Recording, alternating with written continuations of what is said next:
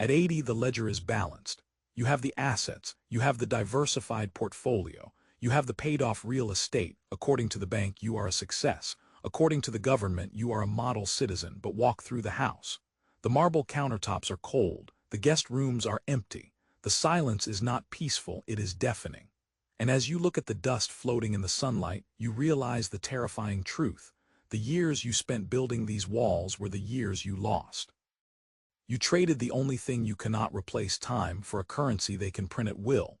This is not budgeting. This is an autopsy. We are dissecting the greatest trick ever played on the middle class. A trap so elegant most people thank the ones who built it. They call it the standard of living. I call it the extraction. Let's begin with the paradox. On paper, you are rich. You make more money than your parents ever dreamed. You have better technology, faster cars, bigger TVs. So why are you stressed? Why does a six-figure household feel one paycheck away from disaster? Why are groceries on a credit card? Because decades ago the system had redundancy. One earner, one engine. If that engine failed, there was still a spare. Today, two engines, both running at 100% just to stay still. No slack, no safety margin, no room to fall. A single illness, a layoff, a sick parent, and the entire structure collapses. We call this freedom. It is not freedom. It is fragility wearing designer clothes. To understand how we got here, we need to go back. August 15, 1971. Nixon closes the gold window. The dollar becomes a fiat currency. This is not a history lesson. This is the moment the extraction began. In 1970, a median single-income family could buy a median-priced home with 3 years of salary. 3 years, one person working, one person managing the home. The math worked. By 2024, that same home requires 8 to 10 years of combined salary.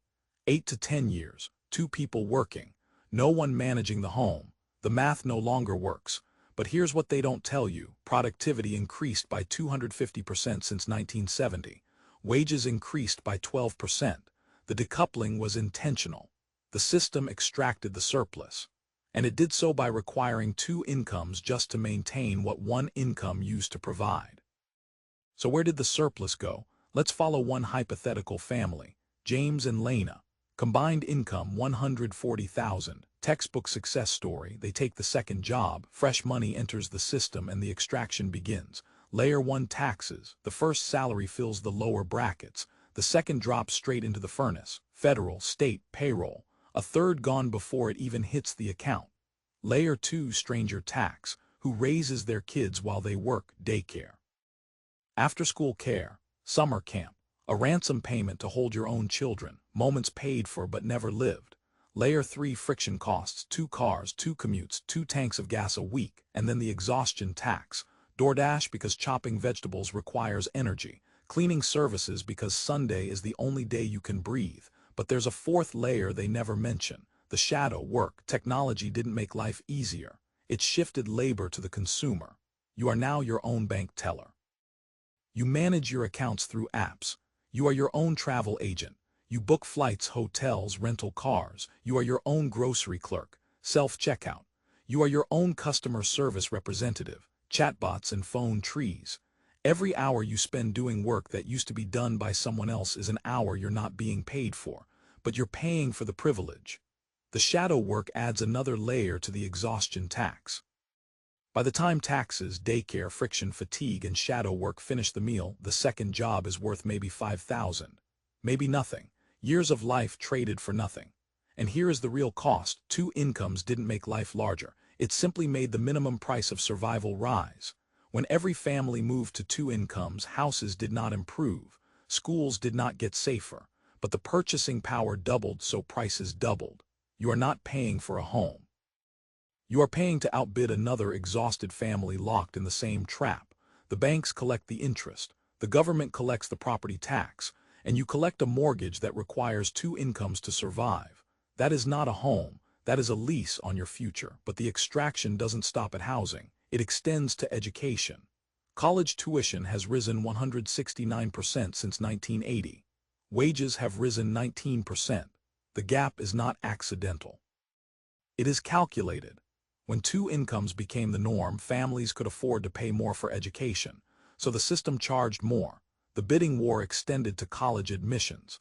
Good schools became expensive schools. Expensive schools became necessary schools because everyone else was paying, so you had to pay.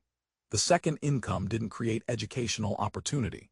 It created educational inflation, another tax on the dual-income family, another extraction layer. And even when people see the math, they cannot leave, because the cage is self-built. The house needs two incomes. The cars need two incomes. The identity needs two incomes. But there's something deeper, something evolutionary, status anxiety. In a tribe, if you fell behind, you died. Today, if you fall behind, you feel like you're dying. Even if you're just driving a Toyota instead of a Tesla. Even if you're just living in a 3-bedroom instead of a 5-bedroom. Even if you're just sending your kids to public school instead of private school. Your brain doesn't know the difference. The threat feels real. The anxiety feels real. The compulsion to keep up feels real. Enough now looks like failure. Simplicity feels like humiliation. Rest feels like a crime you must justify. So the treadmill speeds up, and you run, until you forget you can step off. The psychological prison is not just financial. It is biological. It is evolutionary.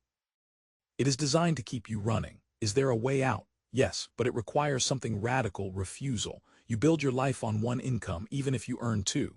The second income is not comfort, not lifestyle, not status. It is freedom capital. It buys assets, it buys options, it buys time. Freedom is not earned. It is purchased slowly, deliberately, with every no you are brave enough to say. No to the bigger house. No to the newer car. No to the private school. No to the orthodontist bills that could wait. No to the iPhone upgrades. No to the Netflix subscriptions. No to the lifestyle that requires two incomes. Every no is a deposit. Every no is an investment. Every no is a step toward freedom. The system can print money, it can print trillions, but it cannot return a single bedtime you missed. But it will never print another childhood, another dinner table, another decade. Money can be replaced. Time does not refund. Do not wait until 80 to meet the children who learn to live without you. Decisions, risk, consequences. One day the machine will stop. Not because you escaped, but because your body can no longer fuel it. And on that day, the only question that matters is, who did I spend my life with and who did I spend it for? Freedom is not an outcome. It is a schedule, a calendar, a life you are awake inside. And the most expensive thing you will ever buy is the decade you didn't live.